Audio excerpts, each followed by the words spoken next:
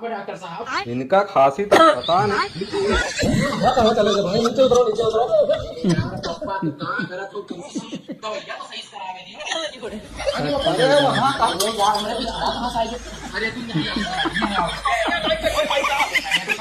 तो शांत रहा करो।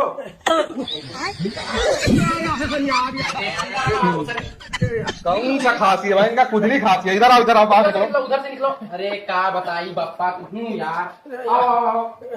क्या बताई यार ये तबाह कर देते हैं यार।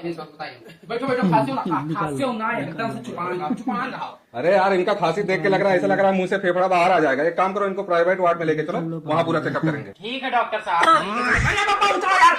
अरे ऊपर कहाँ चढ़ गए हो यार? जैसे बहुरान हो तू। खसिया होएगा। खसिया चलो ऊपर चलो ऊपर चलो चलो ऊपर। यहाँ लेटाओ, यहाँ अंदर घुस लो। हाँ लेट जाओ लेट जाओ लेट जाओ भाई। हाँ हाँ पकड़े। अरे यार